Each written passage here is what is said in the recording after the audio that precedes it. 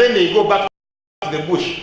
So they capture the government, they were in the government, they recapture the government, they are back in the bush under UN Rescue Front and West Nile back. Because each group has got its own history, each group had its own presidency. By the way, I can even forecast and say that in the near future, if Museveni was to be overthrown violently, we would also be having massacres in Chiruhura, in Rukunji, where I come from, Mbarara. It is because it has been the cycle. And either we get prepared today, because that's the narrative we have in our area.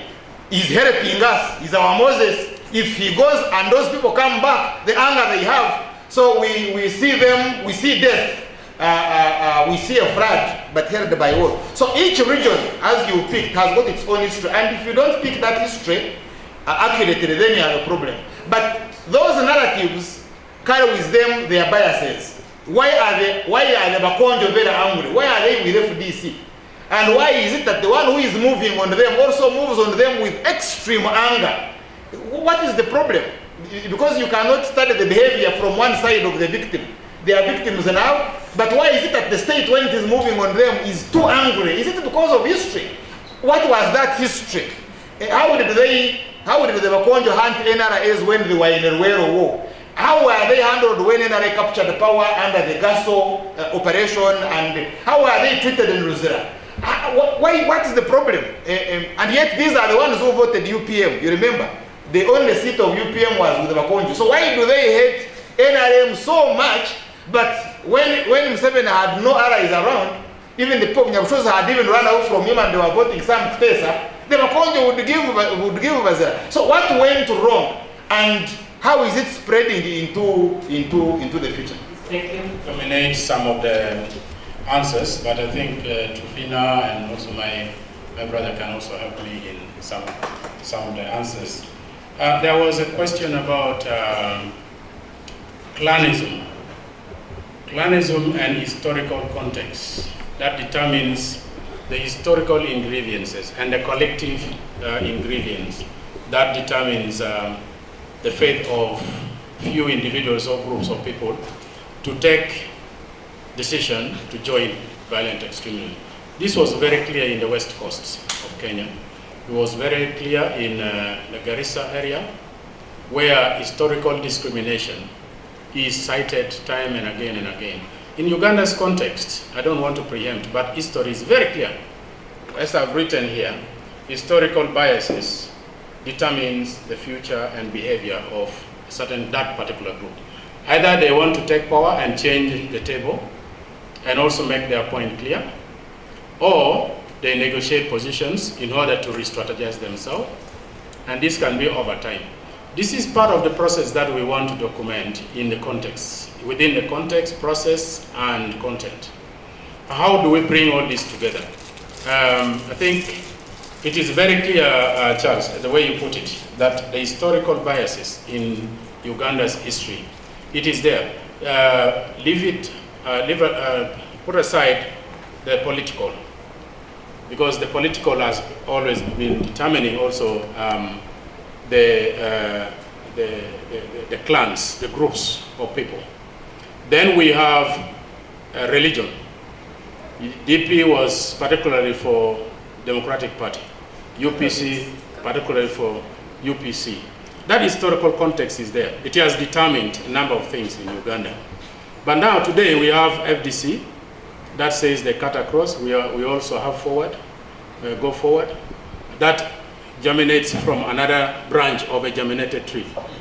Now, so we have all this beginning to disappear a little bit. The political attachment to religion is beginning to be a little bit more complicated. Not like the historical. Kenya is also the same. We have people crossing from one to the other. Today we have NASA, we have Jubilee, these individuals crossing over. But they cross with ideologies and people who support them. So whether or not these are the determining factor for the future of this research, what we will find, it is very, very important. It takes me actually to the longitudinal question, which we may not be able to find, to talk to the same group of people in focus group discussion all these 3 years. We are going to follow up. It is planned in such a way that by the time we reach 3 years of the baseline, we have at least visited the same area or the same people once or twice before the baseline ends. Focus group discussion is very difficult to follow because in some cases I was even doubting whether really we have got the right people in the focus group itself. In certain cases I would be feeling like only one person was relevant. But then what was good in that is that we were able to snowball. We were able to pick key informants from a group of 10 people. At least usually we got 1 or 2 that we also interview them. And I don't think we are going to do the focus group discussion with exactly the same group of people. But key informants and the questionnaires that we are developing, especially to community leaders, households, and government officials, we will follow that. We'll try to follow and see if the narrative is changing from time to time, from individual to individual, and then we say our research is really difficult to conclude. But if we saturate and we find the same narrative coming over again and again, then we can settle with certain degree of certainty that yes, this is what our findings were supposed to be doing. We also have in our tool observation guide. I did not mention that. We have focus group discussion, we have questionnaires, and we have observation. Observation is purely depending on the ability of the researchers, which we will train them to do. One of the examples I was giving in the training is I saw around Kawempe, somewhere there, when you're going to Gulu. There's a small sign written. I spotted it when I was coming from Gulu. It's Islamic research on evil spirits.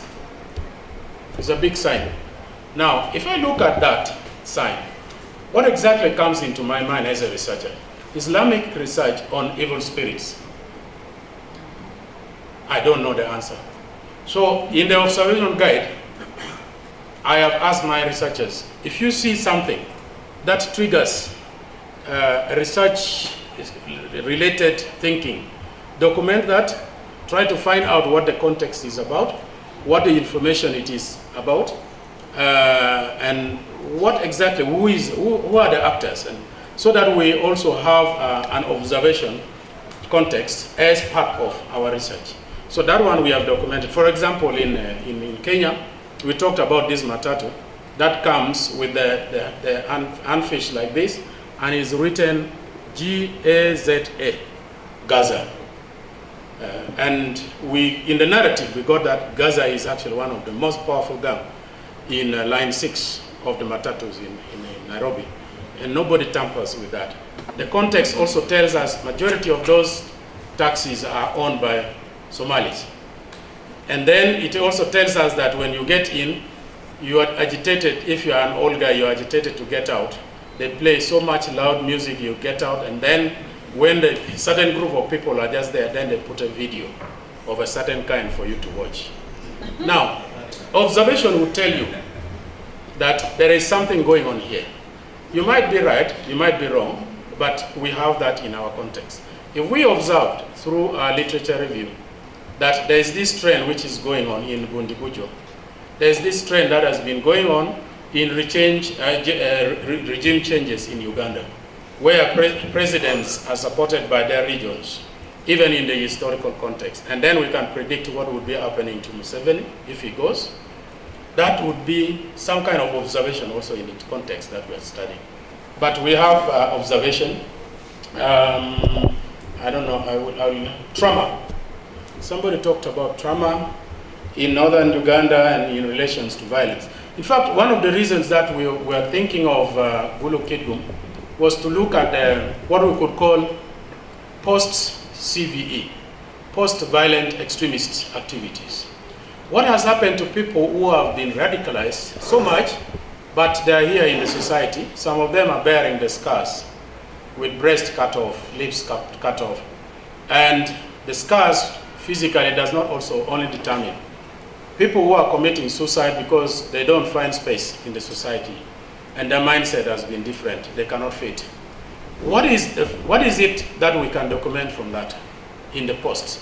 But I realized very quickly that within the post-CVE, which is also recording a lot of violence in the society today in northern Uganda, there is also a a pre-conflict CVE happening, a stage where people have begun to re-radicalize themselves in order to get maybe to a different situation.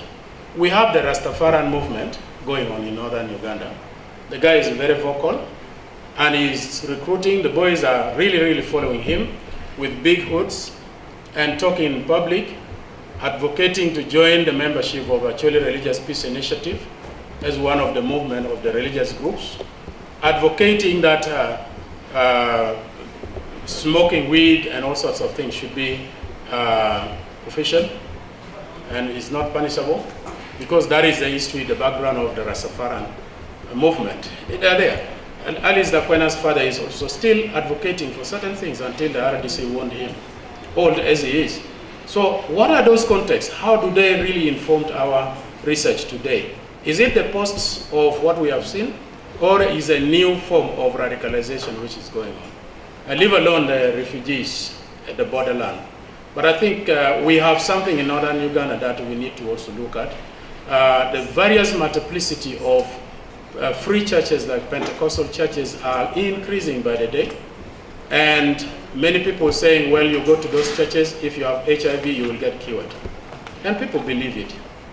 People also die in churches, and people dying together, drinking warege and drugs, dying together. They say, well, we will go to heaven together. So what is all this? I think it's some kind of trauma. I believe very well that radicalization is a form of traumatization process, but in a different dimension that takes either ideology, money involved, and also we could say sex involved in certain cases. I don't know if I've answered you properly, but this is a very difficult area. We're just trying to find a way how to break the egg without destroying the yolk from the jelly, if we can maintain. And then we say, yes, we still have the egg. But it's very difficult. Maybe one of my... I may just want to add that the longitudinal approach we are going to adopt is more contextual, with not necessarily same respondents, but same respondent categories. So that the fear of losing some respondent categories like refugees in itself might be part of the finding continuously, by knowing at what point and for what reasons does the context change. The reason we really have to do multiple visits is because of the complexity of the scenario and of the ideas that we're looking about, so that we have a qualitative explanation from time and again before we make a general conclusion. The Prof said it very clearly, that if we get so much different views, then we don't make a concrete conclusion. But if we find some unitary kind of end to our discussions and findings, fine, we shall make a concrete conclusion, both of which are very acceptable. Issues of trauma, I think we cannot preempt, but let it come out in the findings, and then we will, because our objectives cover aspects of looking into the drivers.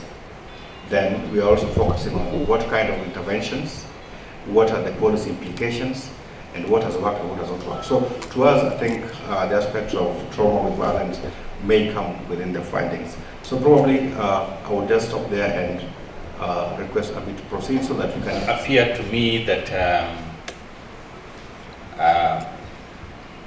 for this study to be different from so many that we have read about extremism and terrorism and so on, is that first of all, you need to be very local, you need to localize, and secondly is be ready to speak to the state.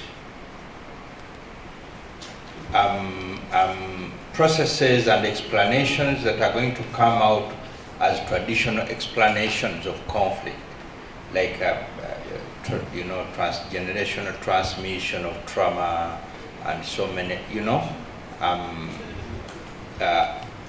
are going to may water down. My view is to borrow a leaf from the book Difficult Conversations and really have a difficult conversation with the leadership when it comes to radicalization and extremism as an outcome of processes in which the state plays a critical role, either historically or contemporarily. I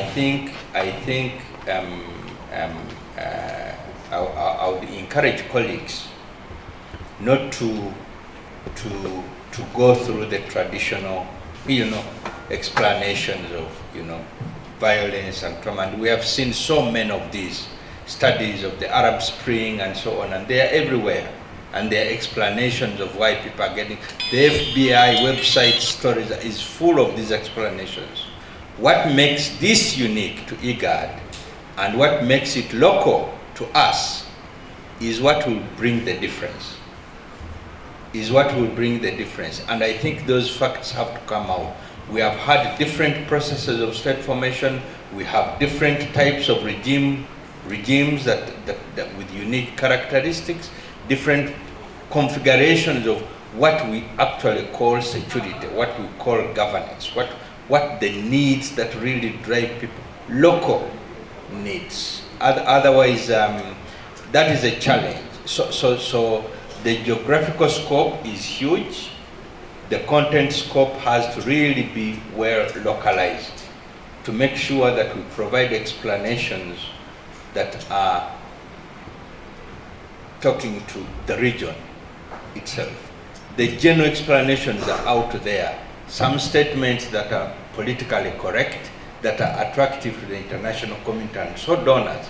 When people talk about Kasese as a radicalizing event, you cannot take that one out. Buganda went through that in 1966. Kasese just went through a similar experience, and you can't rule away a similar thing if it happens in Mbale. And what would that mean to the centrality of the state in terms of managing an ethnically organized society? If that is the history that Ugandans are reading. And if attacking an identity group is existential, what do you expect the youths to do? So some of these explanations really have to have a local flavor. The content scope has to be very well localized. And I'm hoping that some of the framing, the way some of these interesting statements are framed, brings that out. Otherwise, we are going to have the same explanation that we have had everywhere. Thank you. Thank you so much. Quite exciting. With a bunch of young people who are in this room, I'll be a bit clear that their percentage here is very significant, and that is a problem already if we are working on issues of youth. So when I sat there, we talked pretty much interesting things about youth. And whereas it wasn't in line with extremism, it was something related to unemployment. What I'm trying to bring here is that the representation of youth is not here, is not reflected. How do you expect to work in these regions, in these districts, without them being here? Number one, if we want to see a significant contribution during this research, we have to see youth being put at the forefront. 90% of the people seated here are beyond 50. Now tell me how you will get to know people who are in Gulu, Kasese, the regions you want to work in. So one thing that the research should drive at is putting the people you're going to be working with on the forefront. And these are the youth. You can't be talking about them when they're not here. So I think that is something we need to work towards. Thank you very much. I think there are two sides to this, because you're dealing both at the grassroots and then at the policy level, at the strategic level. So I think at the grassroots level, it's like from the communities, from ordinary citizens and groups of citizens, their voices and the dynamics, the experiences they are going through, which leads to and the process they go through in radicalization, whether it is religious-led type of radicalization, how it's taking place, to arrive at whatever policy or intervention needs to be done, or from the cultural side of things, or in this case, learn, and the emotiveness of learn as a driving factor out here. So I think you may need to focus your research and have that side of the research that will bring these more stronger. And recommendations, what those in leadership needs to do, and that's decisions at national level, at local government level, community leadership, even at household level. I hope there will be recommendations to that level. I come from Africa Leadership Institute, and for us, we believe that the bottleneck is really at the top of the bottle. Otherwise, it's not a bottleneck. So it's a leadership question. If leaders, whether at household level, at community level, take informed decisions and for the well-being of the ordinary people there, then their situation will be much better. So I would imagine that the outcome of your research will be addressing more to leadership at different levels, what kind of actions they need to do, whether to prevent or to counter. But I want to pick then from the other end, those whose mandate it is to make sure that there is well-being in society, there is equitable development, there is no marginalization, there is socio-economic development, there's more inclusive economic growth and so forth in the state. Now, there must be that aspect of your study that will focus on the state in terms of their omissions, in terms of their commissions, which results into pushing people to the edge where they can, or where did the state and its policies and its programs, where did they lose the youth?